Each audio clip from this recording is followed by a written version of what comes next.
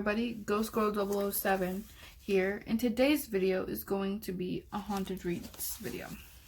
Right now we're reading I Am Haunted, Living in the Life Through the Dead by Zach Bagans. Right now we're on chapter 13, we just got done with chapter 12, and it's page 107. Another World. I am an official member of the Saber-Tooth Vampire Clan. Like most creative types, I have a mind that never stops working. I am always looking for new ways to say and do things. Last year, I came up with an idea for a new TV show where I would travel the world and explore various cultures and their beliefs about death and the afterlife. I wanted to go take Ghost Adventures one step further and dive into other cultures and their taboos. Originally, it was called Dark World, but I changed it to Netherworld and got the funding I needed to film a pilot episode. The pilot was supposed to be shot in Haiti, where we would investigate real-life zombies. Haitian legends states that there's a cemetery where rituals take place that makes people catatonic. The locals bury these catatonic people, but supposedly some of them rise up out of the ground still alive like zombies. The movie The Rainbow and the Serpent is based on this topic. So I got the necessary vaccinations and prepared to fly to Port-au-Prince for a new adventure, but obstacles kept popping up that prevented us from doing the episode. So we switched to our backup plan and went to Paris to film in the catacombs instead. I was disappointed, but I was confident that we could make a great show about the legendary underground cemeteries.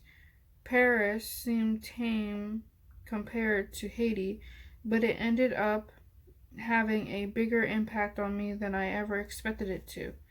The Paris Catacombs have a long and sordid history, and there are plenty of legends and mysteries to explore in the massive maze of tunnels that lie just below the streets. They were originally limestone mines on the left bank of the Seine River, but in the 18th century the mines were converted to depository for the bones of the dead. Millions of bodies were dumped there over decades of plagues, famines, war, you name it. It's easy to see how stories of werewolves, ghosts, and all sorts of strange creatures spread quickly. I took a direct flight from Las Vegas to France, which was 9 or 10 hours in the air. If you know anything about me, then you know I have trouble with flying. I hated being in a plane for so long, but even worse was the production schedule that was waiting for me when I landed. I got to Paris late at night, went to the hotel, tried to sleep, and got up around 6 a.m. to film for something like 12 or 14 hours. When I film overseas, I like to have a day to adjust to the new time zone, shake off the jet lag, and get acclimated to the new location. My face gets puffy after being in a plane for so long, which doesn't look good on camera. It sounds superficial, but I make my living on TV, and when I have double bags under my eyes, it's noticeable. It is noticeable. In post-production for this particular episode, we had to cut several shots because of how tired I looked. Not good. For 3 solid days, I was filming every possible second and barely had time to sleep. I am a warrior and really wanted this project to succeed. So I manned up, but to do all of this for a pilot was really unnecessary. A pilot episode is like an experiment. You're not sure if the idea has legs, so you spend some time and money exploring the concept to see if it resonates with fans. If it does, then you keep going. If it doesn't, then you haven't lost much. Even though I have the executive producer, the executive producer and the man in charge, I was a little upset with my producers who had put together such an aggressive schedule. As a documentary filmmaker, I have only so much material provided by the researchers and producers to work with. A list of interviews is really about it, because the filmmaker has to have the freedom to take the story where it needs to go. A documentary film isn't scripted. It's an exploration into the unknown. I'm more than just the host. I'm the lead creative executive producer and director. So I call the shots on what to shoot and how I want to feed off the interviews and develop the story. That's my right, and I take it very seriously.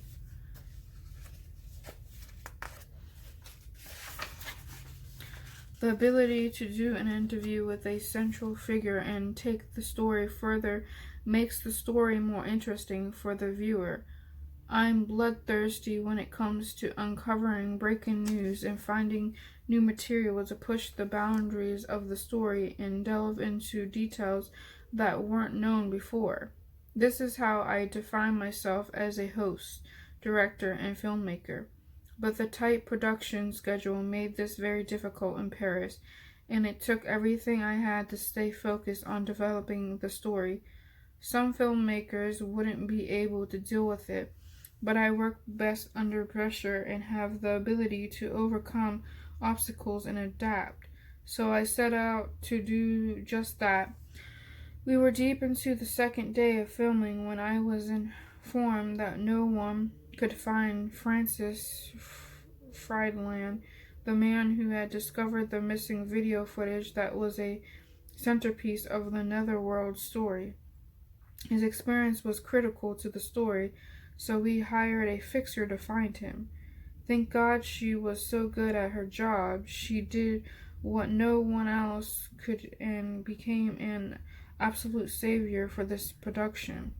I was desperate for a break when we got the call that she'd found Friedland.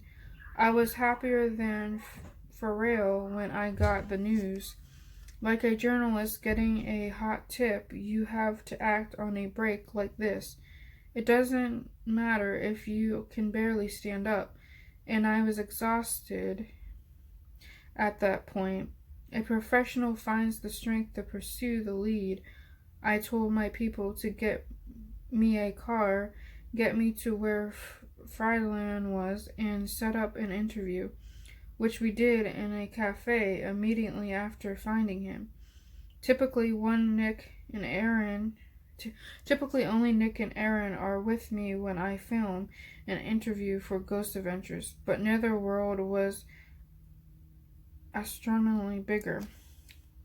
7 cameras were shooting Friedland, which turned out to be a logical nightmare, but made for a powerful interview. Afterward, I was very excited, and I felt that the footage added a lot of value to the show. I was truly on a mission, and that mission was captured in that interview. At a particular point, through the exhaustion finally caused my temper to boil over. On the last day of filming, I was asleep in my hotel room. I had filmed all night on the previous night and had hiked something like 5 miles through the catacombs with the cataphiles. After 2 full intense days, my knees and back ached and I just wanted to sleep a little. But my producer pressed me to squeeze in more interviews, so I got up and complied.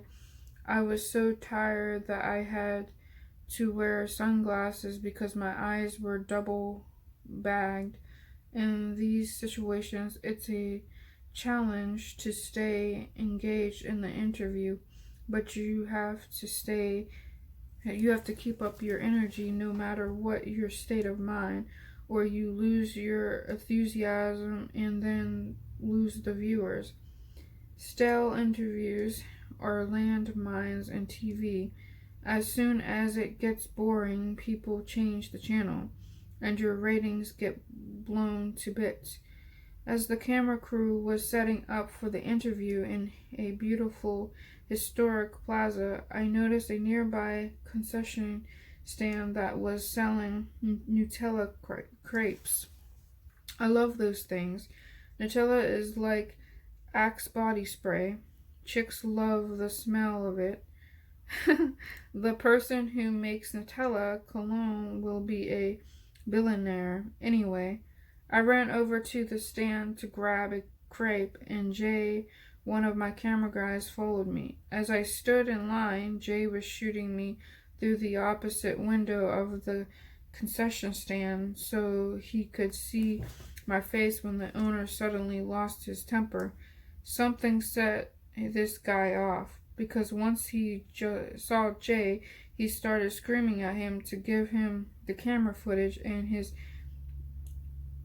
SIM card. Then he started yelling at a female crew member who had come over to help. He tried to grab the camera from Jay's hands, and the next thing we knew, the dude held up a knife. The situation escalated quickly, and I snapped. I was tired, hungry, and generally grumpy when this guy threatened to kill a member of my crew. Oh, heck nah. Okay, Zach, I see you. Okay, Zach. I yelled at him to come around to my side of the stand so I could beat his butt. I'm not going to say that word. And I had to be carried away by my crew members. I was mad. I'm just going to put it. I was mad that he had threatened my people and wanted blood. We actually got the whole incident on film, but we decided not to use it because it didn't contribute to the story. And in the end, Paris was good to me. I knew that this incident wasn't inactive of that great city. This is the fortunate part of working around a lot of cameras. You can record everything and use the footage to defend yourself when people make false claims about you. After calming down a little, I went into the interview with my guest, Father Sebastian, who had witnessed the whole incident. I'm sure he thought I was crazy in the beginning, but we ended up having a great interview and even became friends. He was so knowledgeable about many different facets of the catacombs and the Paris subculture. By then, we already had a lot of great material, but his insight was invaluable. One of the things Father Sebastian told me was the story of King Louie, I think that's the second, or maybe it's the fifth, and Mary Antoinette, who were both executed by guillotine during the French Revolution. After their execution, the people threw their bodies into the catacombs, and even though the bodies have been exhumed and moved, parts of them are still believed to be down there. It's kind of crazy to think that there could be royalty carelessly tossed in amongst the millions of skeletons lining the catacombs. You could be walking through the tunnels and pick up a random skull and not even know that it once belonged to a king or queen. After the interview, Father Sebastian told me that he is the master Fangsmith for the Saber-Tooth Vampire Clan. Yes, there really is such a group. It has several thousand members, and he's one of the head honchos. The Saber-Tooth Clan is one of the largest. Father Sebastian gives me my fangs at the white right. Zach is a natural addition to the Saber-Tooth Clan and family. We are highly passionate about our own creative endeavors and highly individual. I don't even know if I'm saying that way. With our own life goals and paths. What makes the Saber-Tooth Clan strong is this diversity of individuals inspiring each other and not competing. Zach is an inspiration for each individual to truly be who they are and find their own vampire gifts and follow them intensely. This is a picture of him and the father. Father Sebastian is right here. And this is Zach.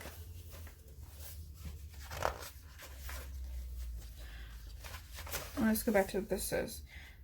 The Sebastian clan is one of the largest in the world, so this was very cool to me, especially when he asked if I wanted to be initiated into the clan or brought into the clan. How could I refuse? It seemed like fate in a way. I've always been intrigued by the vampire culture, and long ago I met a group of vampires in Scotland, which I wrote about in Dark World. I kind of feel like I am a vampire, not in the way Hollywood portrays vampires, but in the way the vampire culture really is. Vampires train their souls for the afterlife and train to live as immortals after their first death. Everyone thinks vampires are the way they're portrayed in movies. They drink blood, have superpowers, and are immortal. That's not the way I am. Just like there are different sects of a religion, there are different kinds of vampires. Vampirism, to me, is a way to prepare your soul for the afterlife and be comfortable with your own dark side. It's hard to put into words, but it's a fascination that's turned into an addiction that's turned into a reality now that I am part of the Saber-Tooth Clan. Father Sebastian asked me to meet him in the basement of a gothic bar so I could be internated into, I know I'm saying that wrong, into the white rite. As the master fangsmith, he molded and sculpted my own set of vampire fangs and welcomed me into the order. It just so happens that he's a dental technician too, so his casts are some of the best and most authentic in the world. He's made fangs for many famous people, so he's legit. He's also the author of Vampire Magic and Vampire Virtues, which are fascinating reads. When I put the fangs in my mouth, they just felt right. They made me feel different, and I embraced it. It's almost like wearing a cloak of power that protects me when I encounter evil spirits. The fangs are a symbol, like any other religious symbol, that empowers your soul and represents the virtues by which you live your life. My background in communicating and developing deeper consciousness with spirits was valuable to the Father Sebastian's work as the high priestess of the clan. He develops and preaches the gospel that guides us, and my work with the afterlife is a part of that. It helped get me introduced into the clan, and I was happy to accept this gift, no matter how tired I was after 3 days of intense filming. It made the whole trip worthwhile.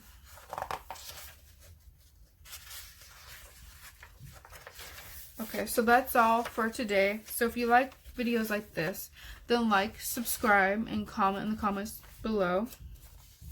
And until next time, keep up with the creeps, guys. Stay creepy, stay spooky, and stay cool.